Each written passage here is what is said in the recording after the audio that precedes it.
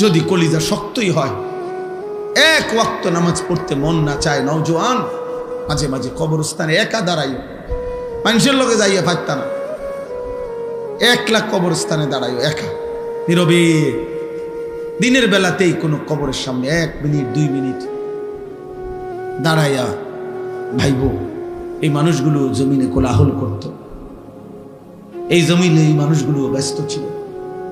আজ পৃথিবী ঠিকই আছে, ওরা আর নাই।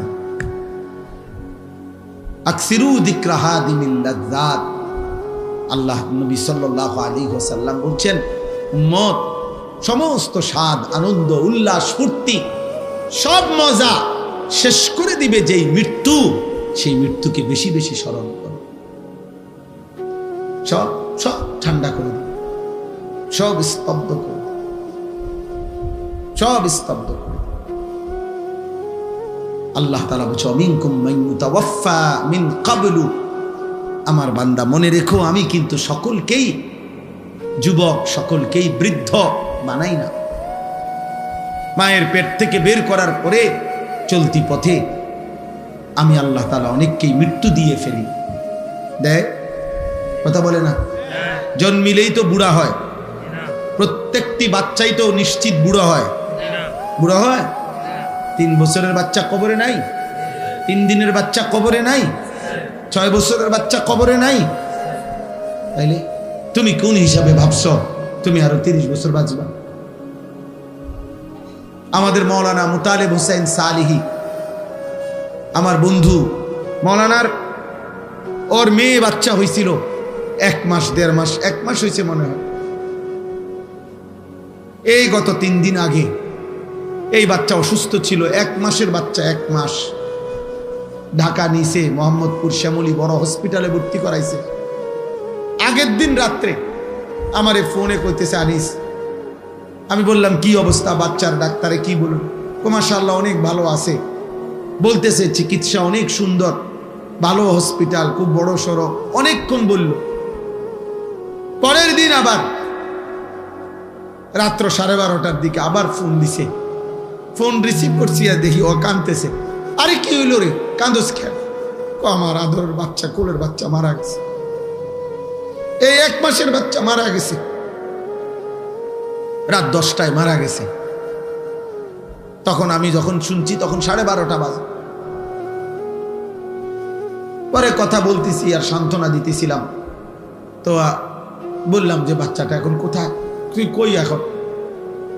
তো একটা কথা বলছে, কয় গাড়িতে আমি আমার বাচ্চারে কোলে নিয়ে আইতেছি, আমার বাচ্চা আমার দিকে তাকায় আছে। কি ভাই, 1 মাসের বাচ্চা, এক বাবা মনে করেন সেই ঢাকা থেকে লাকসাম পর্যন্ত এই 5-6 ঘন্টা রাস্তা, ছোট্ট মাসুম বাচ্চা মৃত, যে বাবা কোলে করে নিয়ে আসছে, তার কলিজাটা তখন কেমন লাগছে?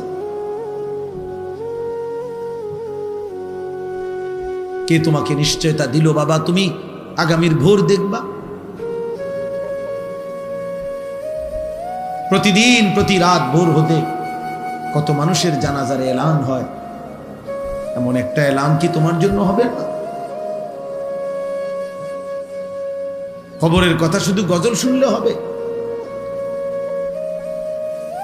এটা শুধু গজলের জন্য?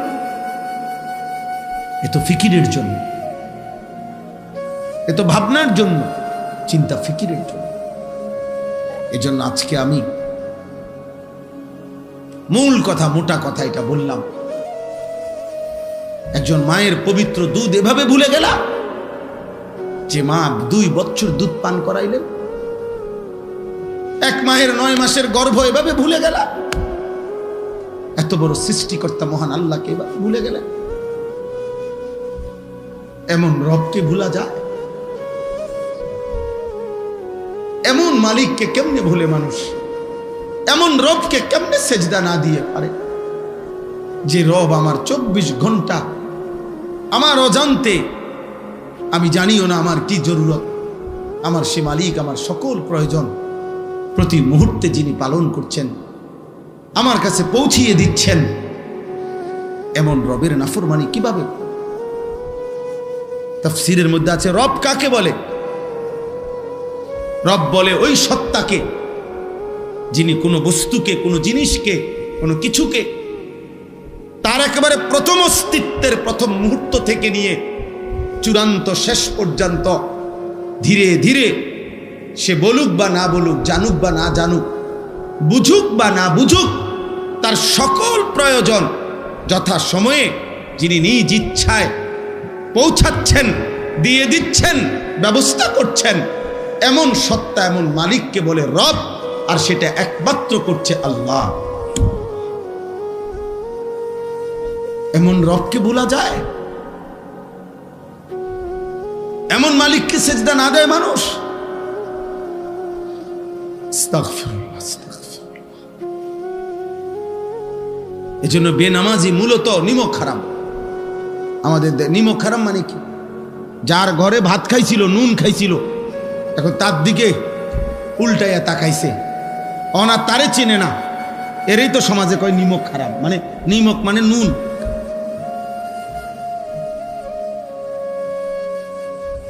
এজন্য বেনামাজি নিমক হারাম, অকৃতজ্ঞ। আল্লাহ যেন বলতেছে, বান্দা এই মাত্র এক প্লেট ভাত, এতগুলো তরকারি দিয়ে আমি তোরে খাওয়াইয়া পেট ভরাইলাম, তুই নাফরমান আমারে একটা সেজদা দিলি না। 8 ঘন্টা ঘুম পাড়াইয়া আমি তোকে এই মাত্র ঘুম থেকে জাগাইলাম, তুমি আমারে একটা সেজদা দিলা না। এত অকৃতজ্ঞ মানুষ হয়? এত যত্ন করে আমি বানাইলাম, এত মায়া করে আমি বানাইলাম, এত আদর করে আমি বানাইলাম। হুয়াল্লাযী খালাকাকুম মিন তুরাবিন সুম্মা মিন নুতফাতিন সুম্মা মিন আলাকাতিন। আল্লাহ বলেন, আমি তো তোমাকে সৃষ্টি করেছি মাটি থেকে, আমি তো তোমাকে সৃষ্টি করেছি বীর্যের ফোঁটা থেকে, আমি তো তোমাকে সৃষ্টি করেছি জমাট রক্ত থেকে, আমি তো এভাবে ধাপে ধাপে তোমাকে 7 ধাপে, 1 ধাপে না। আমি চাইলে কুন বললে হয়ে যেত, আমি যদি বলতাম হও তাহলে সেলিম হয়ে যেত, তাহলে আনিস হয়ে যেত। আল্লাহ বলে না, আমি আল্লাহ মায়ের অন্ধকার জরায়ুতে, মায়ের অন্ধকার রেহেমের ভিতরে কাউকে না ডেকে, অন্ধকারের ভিতরে আমি আল্লাহ একাকী আমার নিজ কুদরতি হাতে আমার যত্নে বান্দা আমি নাক লাগাইলাম, চোখ লাগাইলাম, হাত লাগাইলাম, এমন সুন্দর আকৃতি দিয়ে আমি আল্লাহ শরীর গঠন করে সুম্মা ইউখরিজুকুম তিফলান, এক ছোট্ট ফুটফুটে বাচ্চা হয়ে আমি আল্লাহ মায়ের পেট থেকে বের করে আনলাম। সুম্মা লিতাবলুগু আশুদ্দাকুম, ধীরে ধীরে সেই ছোট্ট বাচ্চার দুর্বল শরীরে অল্প অল্প পরিমাণে আমি আল্লাহ শক্তি দিতে দিতে দিতে যৌবনের পূর্ণ শক্তিতে আমি তো পৌঁছিয়ে দিলাম। সুম্মা লিতাকুনু শুয়ুখা, সেই আমি আল্লাহই আবার পুনরায় শক্ত সামর্থ্য যৌবনের শরীরে আবার ধীরে ধীরে দুর্বলতা দিয়ে আমি বৃদ্ধ বানিয়ে দিলাম। তাহলে আল্লাহ শিশু বলেন, শিশু তো আমি বানালাম, যুবক তো আমি বানাইলাম, বৃদ্ধ তো আমি বানাইলাম, সময়ের প্রতিটা পরিবর্তন তো আমি করেছি, আমি রাত বদলাইছি, আমি দিন বদলাইছি। ফলে শুক্রবার শনিবার হইছে, শনিবার রবিবার হইছে, 2025 2026 হইছে, তোমার 14 বছর 15 বছর হইছে, 15 বছর 16 বছর হইছে, তোমার দিন সপ্তাহ গেছে, সপ্তাহ তোমার মাস গেছে, মাস তোমার বছর গেছে। বান্দা এটা তো আমি করেছি, আমি তোমার করেছি। আমি একসাথে সব শক্তি দিয়ে দিলে তুমি তো পারতা না, আবার আমি যদি একদম দুর্বল বানায় রাখতাম তাইলেও তো তুমি চলতে পারতা না। সবটা আমি করলাম, বিনিময়ে আমি একটা সেজদা পাইলাম না। এই গাদ্দার, এই গাদ্দার, তোরা যারা আজকে এশার নামাজ পড়স নাই, ওঠ এখান থেকে বেটা, নাফরমান, যা এখান থেকে বেটা। তোর মতো নাফরমানের জনপ্রিয়তা দিয়ে আমি কি করব? আমি কি ভোটে দাঁড়াইছি বেটা? আমি কি ভোটে দাঁড়াইছি বেটা? আমি কি মার্কা নিয়ে আসছি কোনো? যে আপনাদের একটা ভোট আমার দরকার, আপনারা খারাইয়া মতেন আর বইয়া মতেন আর শীতইয়া মতেন, আমারে ভোট দিলে সারব? এটা ভোটের মাহফিল, ভোটের সবাইটা? তাহলে কেন পড়লা না নামাজ? বলো নির্লজ্জ ছেলেরা, এই লজ্জাহীন ছেলেরা, বেহায়া, এশার নামাজ যারা পড়ো নাই, এখন বের হও। যদি ফেরেশতা ঘাট ধরে বের করে দেয়, এবং খোদার কসম মনে রাখবা, আজ মনে হয়েছে তো বের করে নাই, আল্লাহর কসম, রব্বে কাবার কসম, বাইলে বাইলে ফইলা হাসরের দিনে এরকম সব বেঈমান, নাফরমান, পাপী ইমানদারদের সাথেই দাঁড়াবে প্রথম। মনে করবে মনে এই রঙেই দিন গেছে, দুনিয়াও তো সিটার বাটফার আসিলাম, পালা মানুষের লগে পার হইয়া গেছি। হ্যাঁ, আখিরাত মনে এমন হবে। কোরআনুল কারীমে আল্লাহ বলছে, হাসরের দিন আল্লাহ তাআলা ফেরেশতাদেরকে সামনে রেখে বলবে, ওয়ামতাজুল ইয়াউমা আইয়ুহাল মুজরিমুন, এই নাফরমান, সুদখোর, হারামখোর, বেনামাজি, বেঈমান, মুশরিক, মুনাফিক, বেরো আমার রাস্তা, বাইরো বাইরো।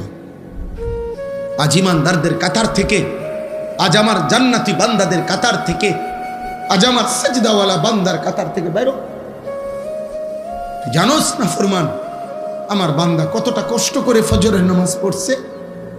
এক লগে ভাত খাইতে দিছি মনে করছো এক লগে জান্নাতও দিব? হ্যাঁ, ফাইজলামি মনে করছো। জান্নাত আর ভাতের থালা এক কথা।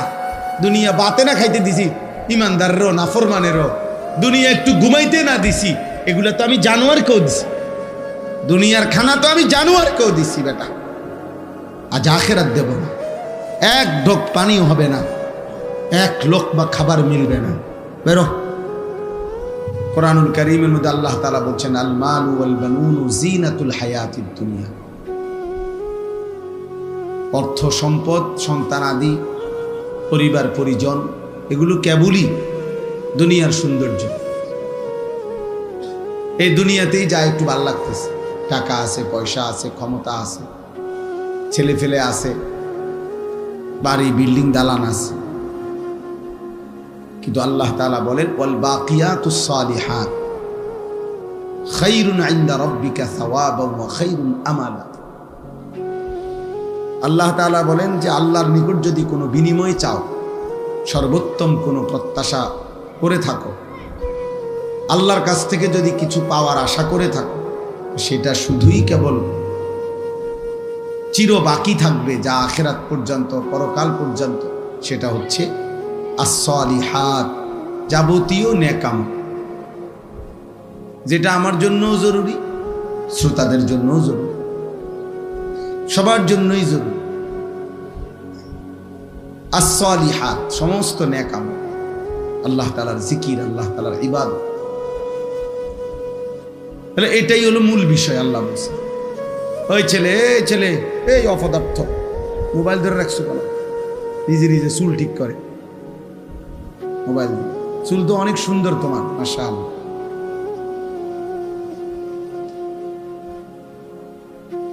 মোবাইল চালায়ও না, মোবাইল ছাড়া। আমি এটা অটোমেটিক, আল্লাহর মেহেরবানি, আমার এটা নজরে মোটামুটি চোখের রেঞ্জ যে দূরে দূরে, এরপরে চশমাও তো আছে।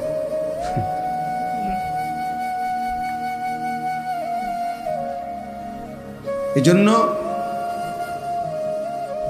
মূল বিষয় হলো as-salihat, নেক আমল। আখিরাতের পুঁজি হলো নেক আমল, আখিরাতের সম্পদ। ওমা হাদিহিল হায়াতুদ দুনিয়া ইল্লা লাহবুন ওয়া লাইব। আল্লাহ তাআলা বলেন, দুনিয়ার জীবন আর কিছুই নয়, শুধুই তামাশা, শুধুই খেলাধুলা। ওয়া ইন্নাদ দারাল আখিরাতা লাহিয়াল হায়াওয়ান।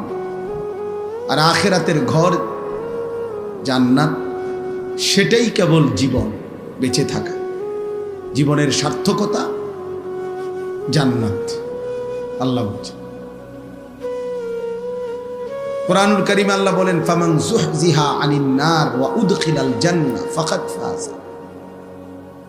যাকে জাহান্নাম থেকে মুক্তি দেয়া হলো, জান্নাতে প্রবেশ করানো হলো, সেই কেবল সফল হলো। ওমাল হায়াতুদ দুনিয়া ইল্লা মাতাউল গুরুর। বাকিটা দুনিয়ার জীবন, আল্লাহ নিজেই বলছেন, ধোঁকা। মাতাউল গুরুর, ধোঁকার সামগ্রী, প্রবঞ্চনা, ধোঁকা। গতকাল যাকে দেখছেন হাসছে, আজ শুনবেন হয়তো সে কাঁদে। গতকাল যে ছিল সুস্থ সবল, আজ হয়তো সে অসুস্থ, হাসপাতালের বেড। গতকালকে যে ক্ষমতার উচ্চ পদে ছিল, আজ সে পথে পথে ঘুরে। এরকম তাহলে